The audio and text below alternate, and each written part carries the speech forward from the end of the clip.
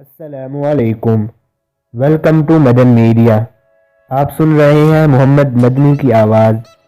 آج کی اس ویڈیو میں ہم آپ کو بتانے والے ہیں کہ اب تک F-16 تھنڈر طیاروں کے کتنے حادثات ہو چکے ہیں اور ان حادثات میں F-16 تھنڈر طیاروں کو کتنا نقصان ہوا اور کتنے پائلٹ شہید ہوئے۔ یاد رہے کہ امریکہ سے ملنے والے F-16 تھنڈر طیاروں کے پاکستان میں اب تک 10 حادثات ہو چکے ہیں، جن میں سے کچھ میں پائلٹ زندہ بچنے میں کامیاب ہو گئے اور بعض میں ناکام رہے۔ پاکستان کو امریکہ کی طرف سے کل کتنے F-16 تھنڈر طیارے فراہم کیے گئے، اس بارے میں پاکستان کی فضائیہ یا کسی اور ادارے نے باضابطہ اعداد و شمار جاری نہیں کیے ہیں۔ البتہ یہ معلومات موجود ہیں کہ اب تک 10 F-16 تھنڈر طیاروں کے حادثات ہو چکے ہیں۔ تو شروع کرتے ہیں اپنی آج کی ویڈیو۔ اس سے پہلے اگر آپ میرے چینل پر نئے ہیں تو چینل کو سبسکرائب کر لیں۔ پاکستان میں F-16 طیارے کا پہلا حادثہ 18 دسمبر 1986 کو ہوا تھا۔ سرگودا کے قریب ہونے والے اس حادثے میں طیارے میں سوار دونوں پائلٹ محفوظ رہے۔ دوسرا حادثہ 29 اپریل 1987 کو ہوا جب غلطی سے جہاز فائر کیا گیا۔ اس حادثے میں بھی پائلٹ محفوظ رہا۔ 4 ستمبر 1989 کو تیسرا حادثہ ہوا جب تکنیکی وجوہات کی وجہ سے ایک F-16 طیارے کے آلات نے کام کرنا چھوڑ دیا۔ جہاز سرگودا سے کچھ کلومیٹر پہلے گر کر تباہ ہوا اور حادثے میں پائلٹ بھی شہید ہو گیا۔ کامرا کے قریب 16 جون 1991 کو تربیتی پرواز کے دوران طیارے کا انجن فیل ہونے کے باعث اسکواڈرن لیڈر سید حسن رضا کو ایجیکٹ کرنا پڑا اور جہاز تباہ ہو گیا۔ 27 اکتوبر 1991 کو اٹک کے قریب ایک اور F-16 طیارہ گر کر تباہ ہوا جس میں اسکواڈرن لیڈر ندیم انجم محفوظ رہے۔ اطلاعات کے مطابق اس جہاز کا بھی انجن فیل ہوا تھا۔ انجن فیل ہونے کی وجہ یہ تھی کہ معمول کی مرمت کے دوران جہاز کے انجن میں اصل پرزہ نصب نہیں کیا جا سکا تھا۔ یہ وہ وقت تھا جب پاکستان پر پابندیوں کی وجہ سے جہاز کے پرزوں کی فراہمی معطل کر دی گئی تھی۔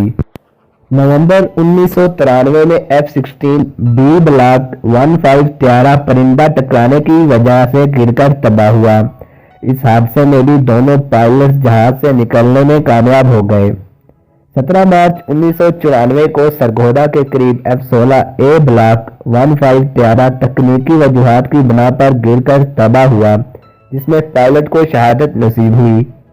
جولائی سن 2009 میں سرگودا کے قریب نورپور کے علاقہ میں تربیتی مشن پر موجود طیارہ گر کر تباہ ہوا جس میں اسکواڈرن لیڈر غلام نبی شہید ہوئے۔